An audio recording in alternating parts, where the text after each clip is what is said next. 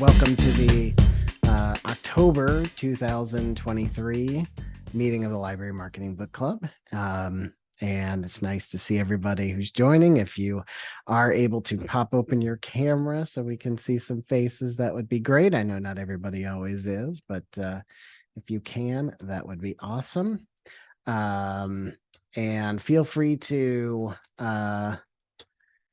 chime in the chat. I will try and keep an eye on the chat to see what's going on.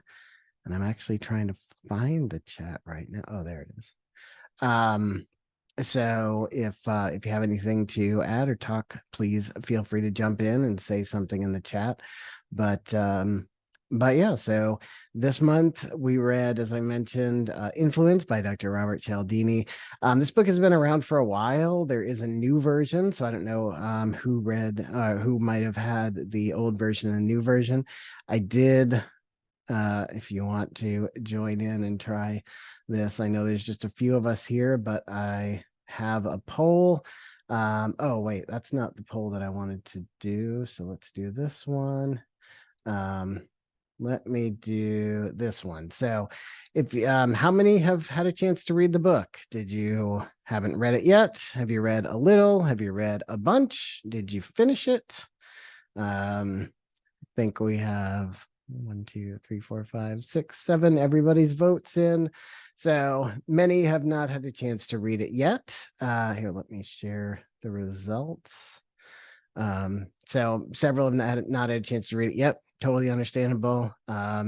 It's a neat book. If you do get a chance, it's great to read. A little bit, I totally understand a little bit because this is quite a long book. Probably, as I was talking with Michelle earlier, probably one of the longest books that we've that I can remember us reading. It was usually I have a chance to listen to them about 2 or 3 times between when we start the month and when we hit it, but this time I was listening to it pretty much all the way through. But a lot of information, a lot of good books. Yeah, it's dense. Yeah, Tammy, it is dense. It's a lot of stuff. It is. I mean, there are many stories. So, sometimes maybe even too many stories, but there's many stories to illustrate the points, but they're all pretty interesting. And usually I just like to start with let me stop sharing that. I don't know what that looks like when I share that, but I usually like to start with seeing what did you think? So just an open question for those who have read it or those who are looking forward to reading it. What do you think of it? Or what, for those who have had a chance to read some of it, what did you think?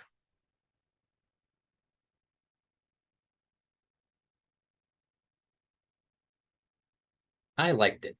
I thought it You was liked pretty. I am with you. It is very long. I didn't make I didn't make it all the way through this month, but I Yeah. thought there were some cool points brought up, and it was kind of interesting to see, because a lot of the benefit of this group existing is a lot of business books are aimed at making revenue, right? Bringing in Right. dollars and expanding your customer base and whatever. We don't really have that Yeah. same incentive, but so much of this, I think, still works like exactly right for what we want to do with our patrons. So, do you know the podcast Nudge? Have you ever heard of that? I've heard of Nudge. Anybody else It's heard of Nudge? Yeah, I've heard of Nudge. Can you tell us a little bit about it, Keith? yeah, it's hosted by this guy. Oh, what is his name? Phil Agnew, I Mm-hmm. think is his name. He's a British social psychologist, and it's all about it's each episode's 20 minutes long or something, but it's all about sort of behavioral science. And he did a couple of episodes over the summer at some point about nonprofits, specifically about raising money for I forget what the actual nonprofit was, so maybe it wasn't that persuasive, but nonprofits trying to raise money for their cause. Yeah. And it fit again very closely um, to what libraries do, at least I think so. And the reciprocation part that's brought up in this book was a big callback to those episodes. I tried to go back and find those episodes and I couldn't spot them. Oh I yeah. don't think they had anything directly to do with this book, but it was kind of interesting how closely they were the ideas lined up. But the idea of the reciprocation, I think, is kind of core to what we're doing, or at least to a lot of what Right. we're doing here at my library. Just making things available, putting that trust out to the community and to Yeah. we work a lot with local businesses. We work with the school district and just making things available without really asking for anything in return. Um, I think when we do that and make a point of doing that on purpose, I think that really does help. Whether it's like getting adoption of a new collection or going to events, or getting people to come to events that are hosted in the library. Mm-hmm. I'm a big advocate of that. I think if we just have, I kind of hate the idea of making things hard to do, Yeah. um, just on principle. So, and especially with trying to again, we're kind of coming at things differently from if we were trying to sell real estate. We already Mm-hmm. have. We're not trying to sell anybody anything. People already have the thing that we have. We just want them to know about it so that they can use it. So I think the idea of saying like a core um, principle of what we're trying to do is to say, here is this. I don't want anything back. It's just here is like, for just as an example, we have laptops that Mm-hmm. we circulate that we recently started circulating here. And people are just sort of like floored when I'm like, oh yeah, you can just have like take it home. It's if you have to work on a Yeah. resume or work on something for school or whatever, it's yours. Just you have to have a library card and check it out and then bring it back. Yeah. So I think that's a huge piece of. I would like to find ways to integrate that more with, especially with like events, getting people to use online services, Yeah. that kind of stuff. We struggle with that because a lot of people in the community, a lot of our regular people who come in like through the week and borrow books are older and they're not big Mm-hmm. on online database um, kind of things. And then the people who are big into those, we tend not to see because they just do things online. Right. So there's a strange gap there, but I'd like to find a way to bridge that and then just let people know like, hey, this is here. It's free. Like you can just use it. So Yeah. but yeah, I No, I like the think reciprocation idea a lot. yeah, definitely a huge part of the book. And no, thanks so much, Keith, for that. That's yeah, it's great. I definitely yeah, it's easy to see for the industry that we're in that this idea of, you know, it's not that we want to make people feel obligated to give us things, but there is an opportunity to partner, and it's kind of the it seems like it's kind of the line between um you know making an obligation something, using the principle for evil rather than using it for good, and continuing to build community and build partnership with the with yeah, like you said, with the businesses around us. I mean, something that I've thought and we haven't done is like providing businesses with lists of materials, book list or whatever that might help their members or might help, like the Chamber of Commerce, providing them with book lists that might help their people that are members of the Chamber of Commerce do the things that they need to do. So it's yeah, it was very interesting. I liked in the one thing in that chapter I thought a neat little fact was the people saying, instead of saying thank you, people saying much obliged. And it's not even just English, it's a lot of languages. And that's because that's what it is. It's an obligation. It's kind of it kind of sets up that obligation. So it's pretty neat. Yeah. Yeah. And I like the idea, yeah, of is there a way to connect people who are using more online services? Because yeah, we've been looking at our online services. I'm sure, I would imagine you all are seeing much more online use over the past few years, and looking at, like you said, Keith, I mean, some of these people we just will never see. So, what is the opportunity to maybe connect them to the library and see what kind of things might be able to help them and how you might be able to bring them in. So yeah, very good. Very good. Anybody else have anything either about that, idea of reciprocation or just kind of an overall sort of, what did you think of the book?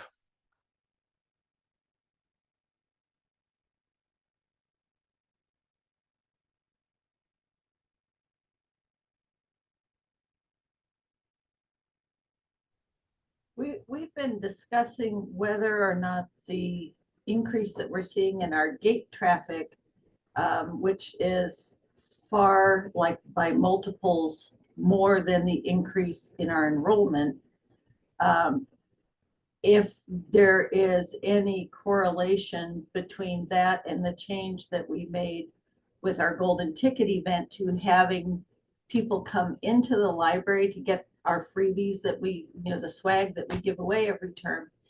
And it used to be we would just sit down at the table and people would stroll past and swipe stuff off the table as they went. And they wouldn't really talk to us or anything. And this kind of required them to come in and interact. And we gave them a gift because of that. And so this whole discussion of obligation and reciprocation, and if we have unintentionally set them up to feel like they had to reciprocate because we always ended it with, please come back and see us again.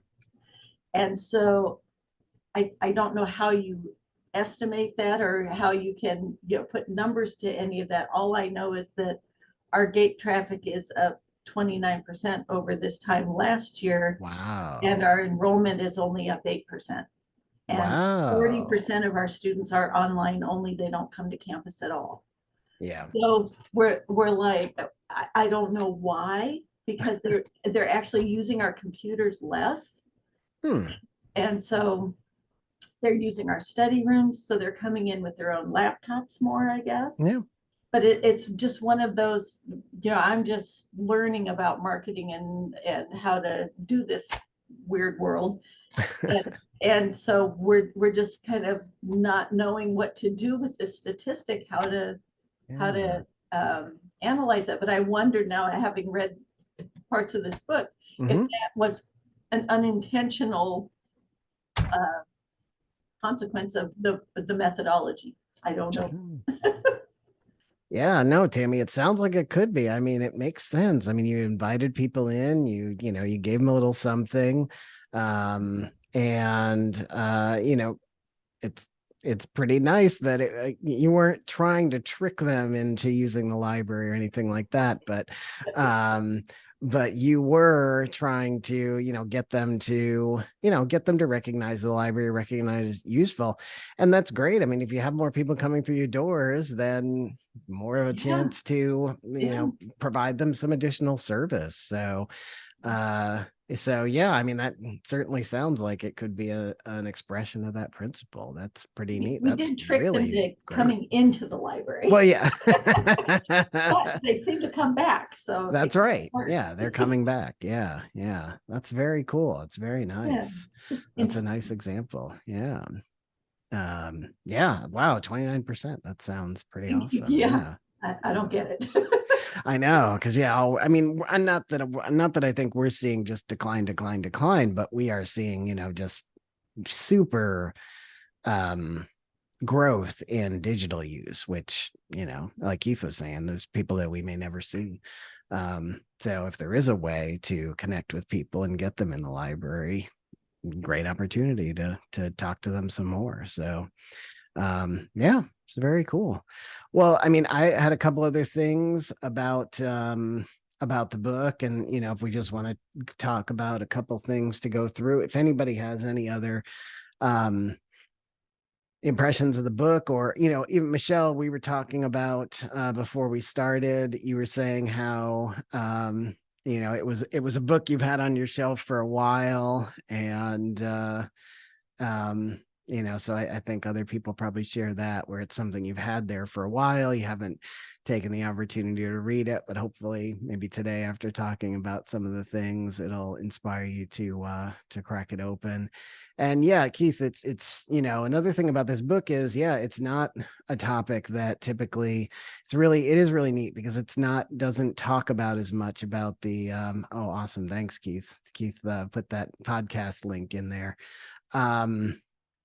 but it's not a book that talks about, that's only applicable more to the retail and conversion and sales kind of a model, but definitely something that has a lot of implications, especially for something like a library model, where we're not, we're not taking money, but we are providing service, and is pretty neat.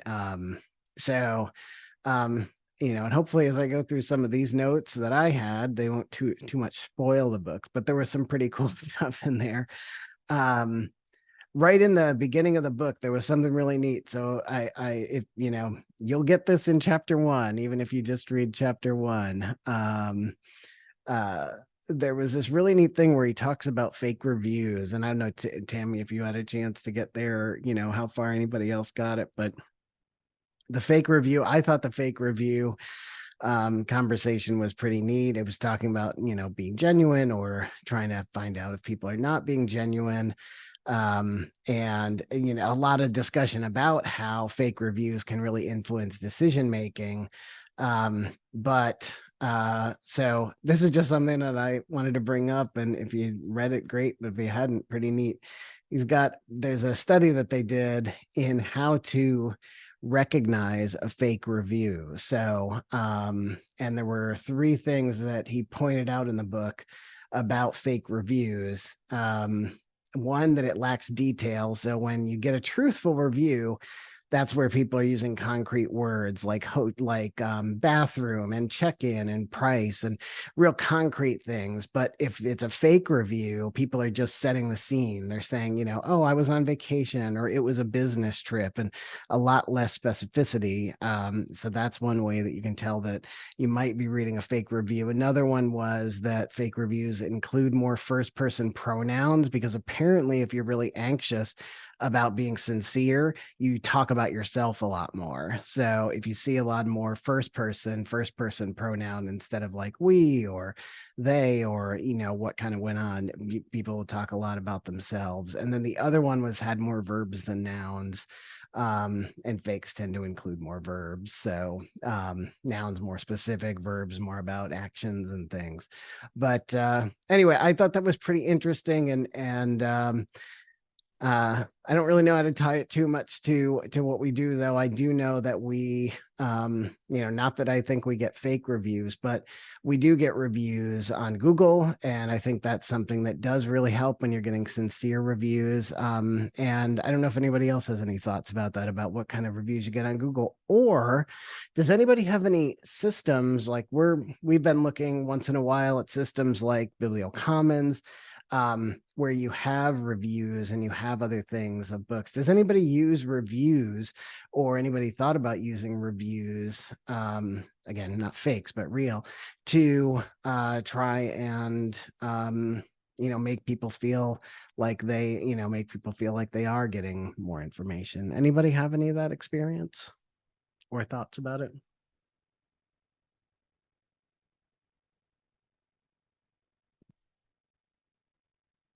I like that idea. We don't really do, I mean, we get Google reviews for just every once in a while, though. It's not a super common thing. And the frustrating thing to me about that is that it's not really all that helpful, because we either get 5 stars, Right. and those are people that would, review libraries 5 stars anyway, or like 1. Yeah. And it'll say like, oh, I couldn't find the light switch in the bathroom or whatever. Which, I mean, it's interesting to see, but they come in such small numbers that I don't think they're all that useful, especially the one, because you don't have to leave a comment, and a lot of the ones that we get don't. It'll just be a number of stars. So but that's for the thing overall. I mean, we do kind of seek out on the spot reviews sometimes for events, or especially we have some STEAM classes that we do here. So I'll just, conversationally talk to the kids who come to those to say like, hey, what was good about that? What did you like? What was stupid? What do you not want to do anymore? So those are kind of helpful. But again, I wonder about those too, because are people just saying what they think I want to hear, or are they being, truthful? And I've even have some paper ones that sometimes I'll ask kids to fill out, and just don't put your name on it. Just drop these in a box on your way out. So the review concept I think is interesting, but I just don't, at small numbers, I don't know how useful it is. Yeah, no, I agree, Keith. Does anybody do Net Promoter Score? We do Net Promoter Score here. And it's still not tons. It's a little bit more, but even there, it's still, yeah, it's still hard. But thought about doing like what do you call it? I thought before about actually pushing Google reviews. So we've talked about that. Like, but it's always that challenge of then are you just going to get a bunch of, like you said, Keith, a bunch of fives that are kind of empty. And what how well do those work? So I think the more random and the more anonymous might be the key, but it's it's pretty interesting. So yeah, I thought it was neat, about some reviews, but yeah. Hey JD. Hi. I've used a couple of our glowing reviews that mention someone or something very specifically about, I am happy with this person and this thing that I did. And I'll take a screenshot of it. I don't post anything that doesn't have our logo on it. So I took a screenshot of it. I'll put a border around it. I'll blur out the person's name if it's got someone's name in it specifically, and then I'll post it on social media. And I actually haven't done that in quite a long time. I do post a lot, so sometimes some stuff I got gets buried. But a few years ago, I posted one about our children's programmer and how the person was just very, very specifically why they liked that person, and that post blew up. It was one of the best posts of the month. So and I have done it with our comment box when someone specifically is like, this person did this thing very well for me. And we do post our comments, like the boxes here, and then on the wall there's like a thin case, and we do put those comments and our responses in there. So it's not just like commenting into the void. And I have highlighted a couple of those as well. Wow, that's really cool. That's great. So and when you say JD that you post them like online, it's just the comment, right? It's not a picture, it's just comment, border, logo, and that's awesome. Yeah, and maybe in the where you put in your description or whatever, it's what someone in our community thinks about this, or even if it's a visitor, what a visitor to our community. I live in I'm in Coeur d'Alene, so I'm in a very tourist town. And a lot of the comments are and we built in 2008, so it's a big beautiful building that is literally directly downtown, and everyone has to go past it, and you can see the lake from it. It's really nice. And it's really perfectly placed. So we do get a lot of comments from those visitors. And there's a lot of business people here who want to hear that something in their community that they are paying for is making their visitors who are paying for things happy. So wow. JD, just curious, have you noticed any places that it does better than others, like platforms that it does better than others? Is it, does it do better on Facebook than Instagram, or are you still, I don't know. All right. I know there's a lot of talk. Are you even still using Twitter or X? No, I actually, weirdly, when it switched to X, I lost my ability to post on the deck. I can't. Oh yeah, right. Yes, tweet. Yeah, it so went there's away. no deck, and my IT guy is like, no, he doesn't want to fix it. So we are on. I do post to Threads every so often. Okay. But and that's just a repost, a copy and paste in there. And we've only got like 75 followers, but it is Facebook, Instagram, Threads, and TikTok. Oh, you do TikTok too. Nice. Oh, very cool. Yeah, I just made one yesterday. It did not do well. Oh no. And I just made one this morning. I gotta say this. I'm so excited about it. So I took a picture of you're walking through the stacks. There's this meme or this like the template. They call it templates in CapCut, and it's of Kay from the movie that alien movie. Men in Black. Men in Black. Thank you. And he's walking away, and he's walking perfectly up the video of the stack that I took. And it says, when you ask somebody about their finishing their reading goals, and Kay says, was it worth it? And he goes, yep. Was it a lot of hard work? Yep. Oh, it's so cute. I Oh, think we that's so posted. great. It's I'll so have to dumb. follow It's so that. dumb. And I think I'm really thankful that it's the easy stuff to make Yeah. that Yeah. actually does really well. I put together a TikTok where I went through like every single step of checking in what was in the book drop. Mm. It took me 3 hours to make and to cut and to post. And nothing. It did terrible. Oh, But no. it was It's a tough appreciated, but medium. it did terribly. Yeah, short form video is a It challenge. is. Yeah. I feel like the worse it looks, the better it does. Right, So right. Yeah, the more amateurish, the more they just love it. thrown It's, together. People just they love yeah. things floating, not aligned with things, and Yeah. yeah. And there's a lot of things that I won't repost to Facebook because I just feel like the Facebook audience will not understand what's going on.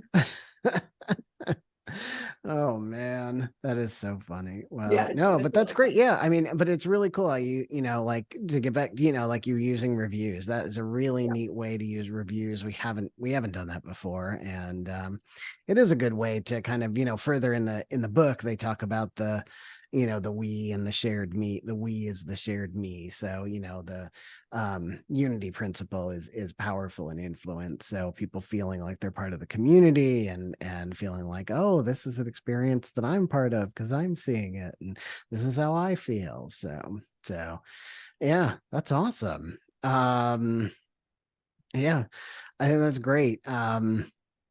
Michelle read a while back that authenticity was perceived by amateur videos, professional videos viewed as being less authentic. I mean, that certainly seems to follow. And again, it's interesting, things like that are within this book, that what people are seeing and how people are seeing things, can make a big difference in how they react to things and how they feel close to things. And you don't want things that are disingenuous. So yeah, that's pretty cool.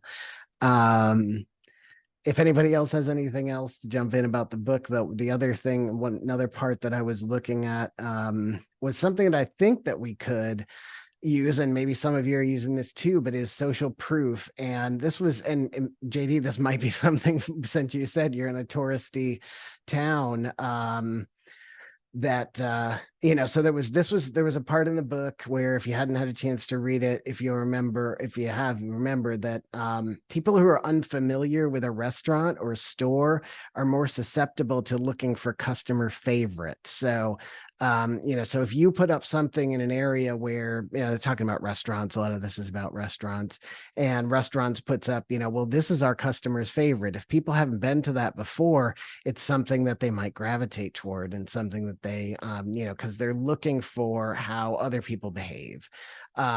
So, this might be an interesting opportunity too. And does, I know we do staff. I know a lot of libraries, do staff picks. We've talked about staff picks for staff favorites. I wonder if anybody's doing customer favorites though. Is anybody doing anything? JD, do you do something with customer favorites? Yeah, we do patron recommends, where we've always got like little tickets out where they can talk about the books they recommend. I run a couple summer reading club, winter reading clubs, not clubs, but winter reading programs, where they take the ticket and they write the book that they read, and then they write a review about it. And so I've got hundreds of these, or they can submit it online, which is a lot nicer. So Yeah. I get hundreds of these every single year, and I'm able to use those throughout the year to be like, this person in your community said this about this book. And Wow. I love having those all the time. So how again do you get those how do you solicit those? I either make an online form on Microsoft Forms, Mhm. or this was my 2023 winter reading challenge. It's a little, yeah. And Okay. then you can't really see it at all, but and they have a bar or a little Like code right QR? there. But That's they so smart. yeah, and I do these every year, and they do pretty well, a couple hundred every winter or summer. Wow. I'm kicking myself because we this year, maybe even last year, and certainly next year, we've done like a year-long reading challenge. And I have never thought to solicit reviews from people as they're doing the books. Some people do them like, well, we get a lot of reviews from people who are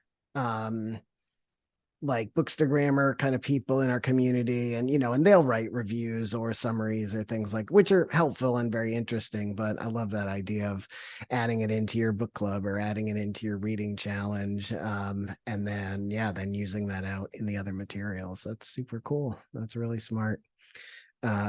Excellent way to use that customer favorite idea. But yeah, like I said, I mean, we see staff favorites, and I think staff favorites is certainly something that people like to see. I think people do value what's the opinion of the staff, but when you talk to that different level of customers, and when people are coming into your library that aren't familiar with your library, that's when that should be when this principle kicks in. So people that haven't been there. So yeah, it's pretty cool. Another thing that was in the book. So does anybody remember New Coke? Anybody that hadn't read the book, or anybody that has read the book, does anybody remember New Coke coming out? Yeah. So yeah, Michelle, remember New Coke? Yeah. And in the cola wars of the 80s and 90s, is such a crazy time with all this going on. And I didn't know this. I mean, I've heard, this is another one, like one of these things in the book that pops up in a lot of other stories and a lot of other things, but I hadn't heard it put quite this way. And it was pretty interesting that so when they introduced the New Coke, people preferred it. People were like, oh yeah, I really like this. I really like it. So they assumed that it was because the New Coke was really good and people were really excited. But really it was more about, like, what the author's saying is that it's more about that it was scarce. So it's more about that people liked it because they couldn't have it. And then when they got rid of the old Coke, people were really mad because they couldn't have the old Coke. So it wasn't that people just loved the New Coke so much. They just thought it was really cool that, that the hypothesis is that they thought it was really cool that, it was this new, different thing that they couldn't have. But as far as once it went as a replacement, it just became a huge mess. So, and I think there's something we've been talking about here, and if anybody has this experience, it'd be interesting to hear that, so when people think they can't have something, it makes it more desirable. So, has anybody tried or considered, or what do you think about this idea of applying that principle to your like low circulating or zero circulating, or I guess they call them DOA books that just, are never being checked out. We've talked a lot about doing that lately. We haven't ever pulled the trigger on it so far about, should we do more displays with books that are scarce, or that aren't scarce, but give people a sense that, and I guess this feels like a little trickery, but they're books that are that people that aren't being checked out. But if you put it on a display, it makes people feel like, oh, this is something that might be more rare, more popular, more like something to go away. Has anybody used anything like that? Laura, you have? Yeah. Can you hear me? Yep. Uh-huh. Okay. I wasn't sure. I'm looking at my buttons. I'm pushing buttons all over the place. I know. You don't know. Yeah. So one of the things, and I think I've used this in one of our other meetings that I talked about, we had, in fact, I just had a person come up, give me a review on a book that I should have had it write it down, but it's the same book that this company named Beisel, George G. Beisel, it's a family-owned publisher, and they only do Pennsylvania and a couple other states. Specific, since I'm a law library, they focus on different areas of Pennsylvania law. What's so cool is not only do they take the law from Purdon's, which is published by Westlaw, so you don't even, the official version isn't even free, if you get what I mean. of the law. The official version is not, because they put annotation in. But what Beisel does is they put even more annotations. They beef it up. And in one of my newsletters, I put in that the Beisel books is their pardons on steroids. And all of a sudden they started going up. People started looking at them because they're hard to miss on the shelf, which is nice because they're fairly thick. But a lot of people don't know, and they don't always ask when they come to the desk. They aren't going to get that sell from me. Not that I'm trying to push those books. Sure. They're so good. And there was a girl here today, a young lady that was doing child support, and I pulled that book out for her, and I know it's got a lot of legalese in it, but it is so, that's one thing about law. It goes from very general to very specific in certain areas. And so it's very organized that way, very almost like an outline. It is an outline kind of thing. So the book follows that. It follows pardons, but it gives you so much more. She was finding cases that she needed to find to help support herself as a pro se litigant. Oh, wow. That's great. Yeah. I still push those books. Yeah. And the other thing too is the more, when you look at them, and you'll see this too, you may see parts of this, the materials, like this particular book, they add forms, not all the time, but they have forms, and it's like people are looking for forms all the time, legal forms. And this is like, holy crow, for me, I learned there's another place to look for forms. Yeah. Right. Yeah. Really neat. Then people don't know. Yeah. People and don't it helps know me what's going on. do a better job too. Right. Yeah. No, that's excellent. That's a great way to use that reference. Yeah. Yeah. So yeah, when people don't know, when people aren't sure what something is, and you can expose them to that. That's very good. Yeah. Yeah. And I agree. I think it's kind of a cool thing if you get it from the customer. Yeah, customer, definitely. Because it's like, you're just telling me this, guys. Right. Yeah, it's harder to get that buy-in when, and there's something later in the book too that talks about it, but it's harder to get that buy-in, or it could be a little bit harder to get that buy-in when it's somebody who's, I trust the library and I believe the library has, knowledge, but yeah. Right. So there's something about this idea of like putting, the zero circs and low circ books, and also probably looking at those and looking at how those relate to other things that people do want, because we talk about that a lot. And I'm sure we all do. Yeah. The last one left on the shelf. Yeah, Tammy, that. If you can make people think like, oh, this is the last one. Yeah, I mean, I did a list too for forms. Yeah. And I did the staff, what I think, but I told them why. Yeah. Kind of thing. And one of the places you can find forms is you do Google Images. Oh, sure. And I just started using that myself about 6 months ago. Oh, wow. Dawned on me, it's like, I can't find this form anywhere in Pennsylvania easily. Yeah. So Google Images, and there's some are great, some are crap. Yeah, that's right. That's right. You can help them curate which ones are worthwhile. Yeah. Anybody else using that concept of scarcity, or I guess in read-alikes, that's kind of a thing that we're always doing, right? Because you're saying, here's the super popular book, but here's the, here's the less popular read-alikes. And it would kind of just be neat if you could sort of turn the tables and get people, looking for those read-alikes is what, and I guess in displays, we can try and do that. So I thought that was pretty cool. The, in chapter 7, chapter 7 is all about consistency.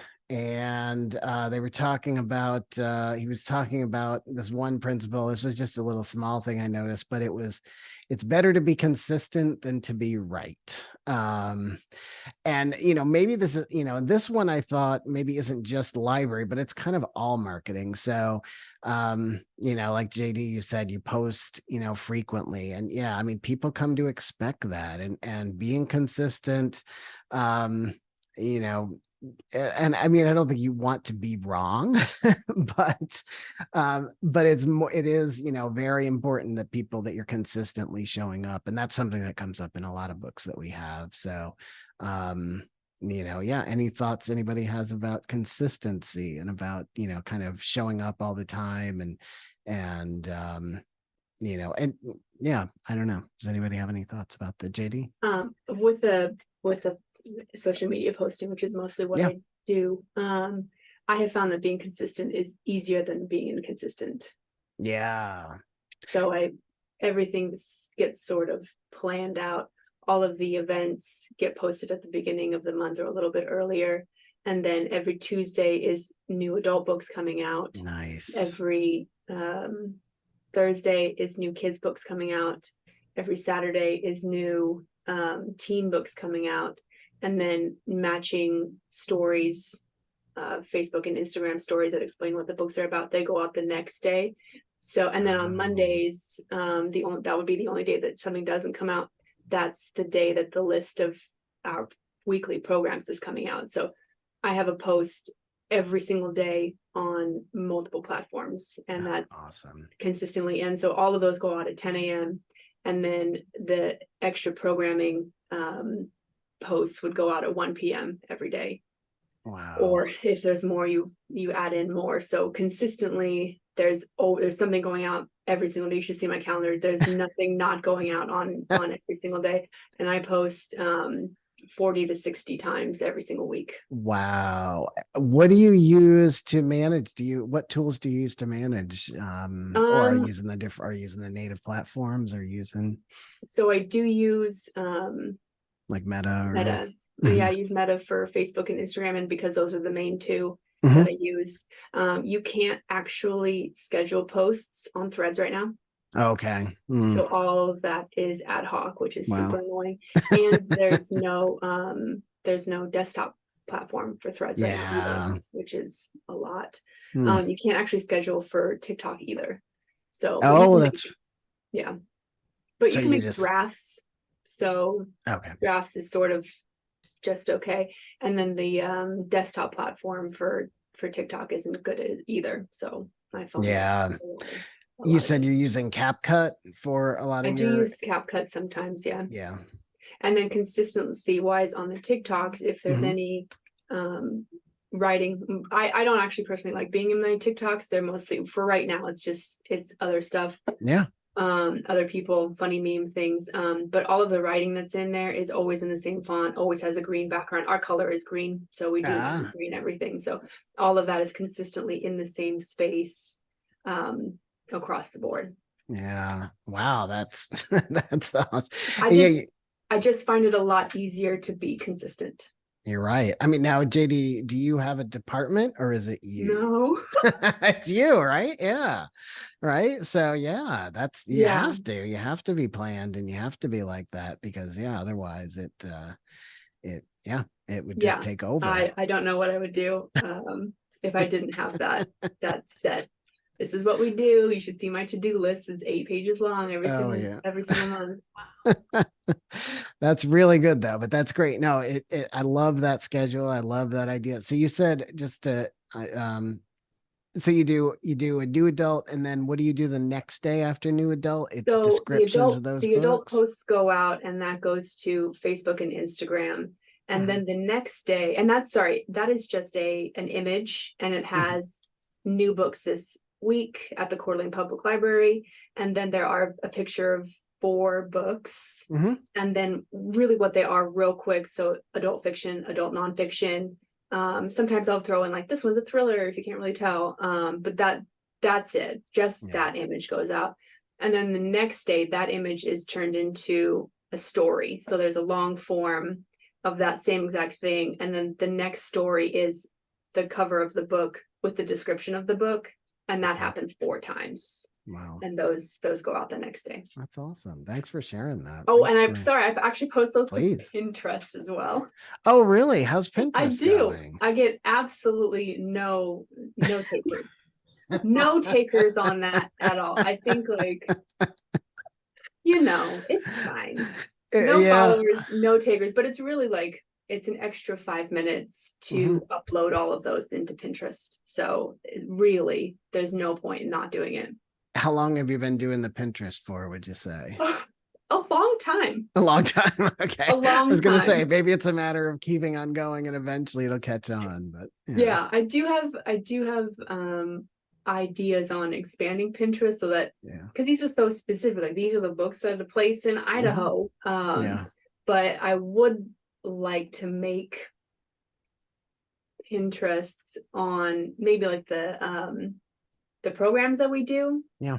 Right. It would be nice to, hey, do you need a library program idea? Right. Yeah. And so you take a picture of the setup, you take a picture of the supplies, you take a picture of the work and how many people it took to put all that together, and just like packaging up a library program and giving it to Pinterest, I think would be a good idea, but I just haven't done it yet. It's a neat place for that community, and it's a neat way to be helpful to other people and start to build more. That's really cool. It's a cool idea. That's really great. But I agree. I mean, being consistent, and I don't know that we are that consistent. I know that we do a Throwback Thursday. But other than that, I don't know that we're super consistent about social. We are very consistent with email. So we do a lot of email marketing, and we have, kids, we have a couple, different levels of kids emails going out, pretty much every Monday. We have our Net Promoter Score survey goes out every Wednesday. So we have a few things, but not in the same way that I think would be most beneficial. So yeah, we don't actually pay for an email service. Okay. I think I would die if I had to send out a lot of emails. So I can only send out 500 emails at a time. Yeah. I've got 5,000 people on my list. Yeah. So that's 10 emails, and I only do the one.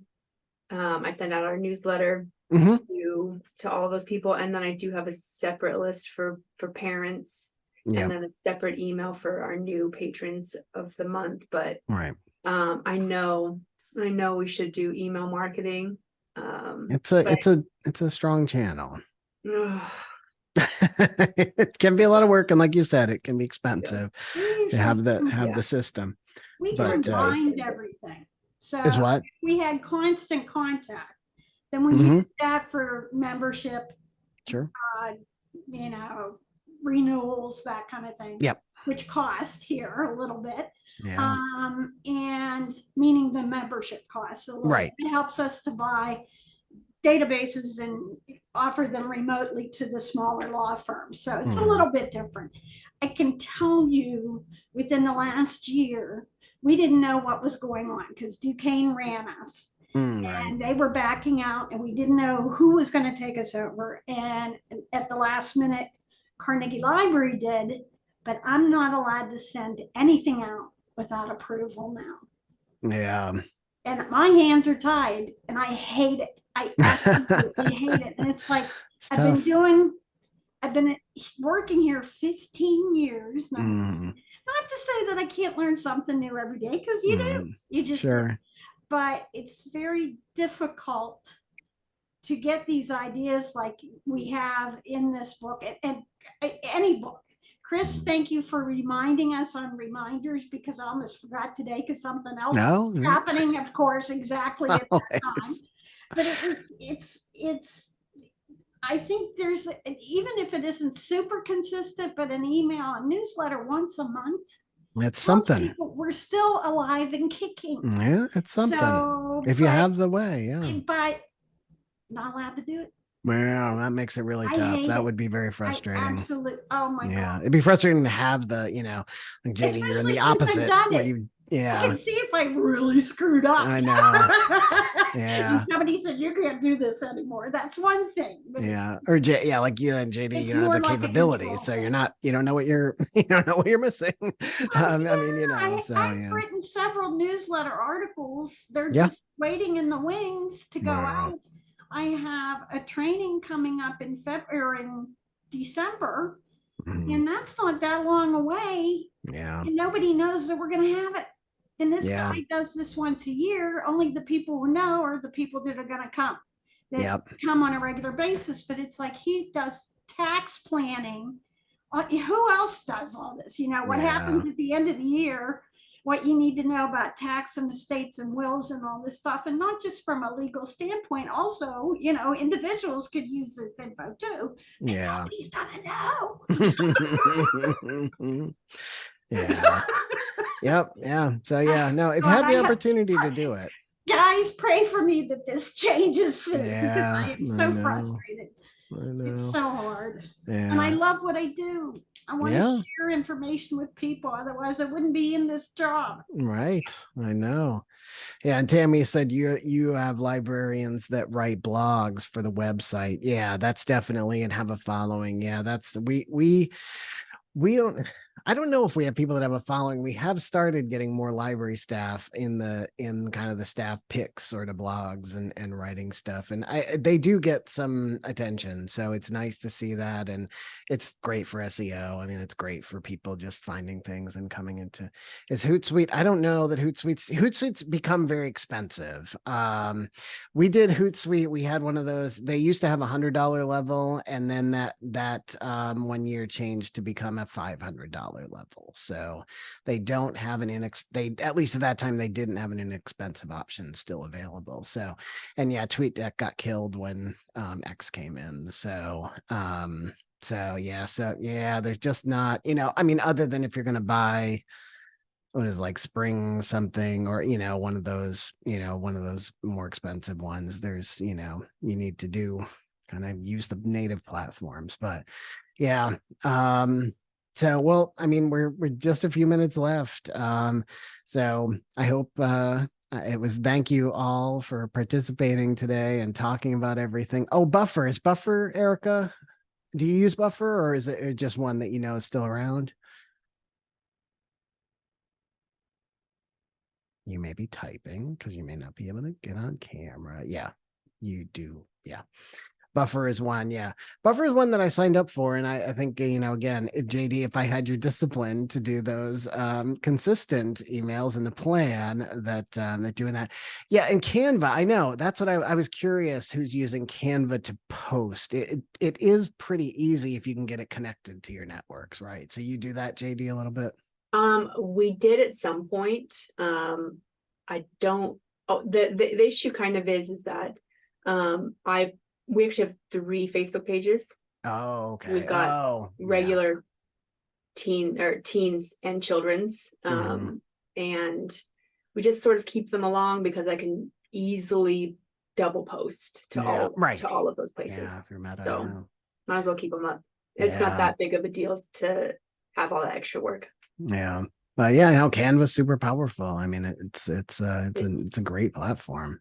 Yeah. The way that it's grown is unbelievable. And I've been in it. I've been in every single little bit of it for the last 8 years. Oh, wow. So, yeah, I know. Early adopter. Yeah. I'm in a Facebook group about Canva for librarians, and anyone asked a question, and I'm like, I could spend hours answering every single one of your questions because I know how to do absolutely everything. That's super cool. That's great. There's new stuff coming out. I already know about it. It's garbage. Don't bother.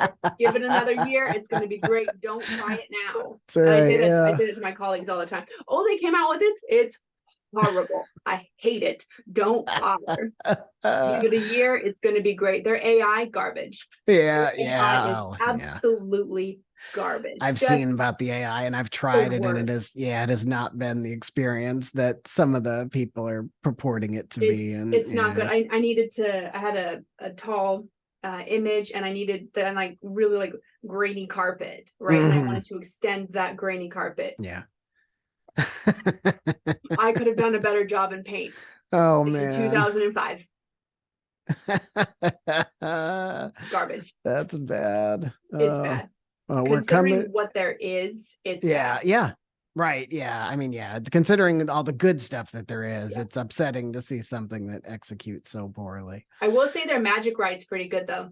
Oh yeah. Oh, I'll have to try that. Yeah. I have them rewrite my programmer's programming information all the time. Oh wow. Oh, that's awesome. That is such a good tip. Because they give me a sentence.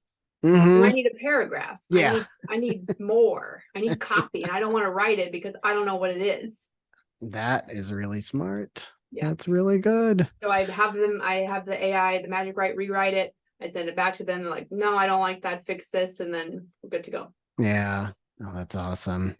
Excellent tips. Thank you, JD, for excellent tips today. It's been fantastic. So we're just at the end, but before I want to give away a book, JD, why don't you pick a number between 1 and 6? 4. Okay, and 4 is Erica. So Erica, you will get a copy of Content Marketing Strategy by Robert Rose, which is our book for next month. This is a new book, so I don't know how many libraries have this. I did try and put out some messages about, I guess on Facebook. I don't know if I did any emails, but on Get This for your library if you can.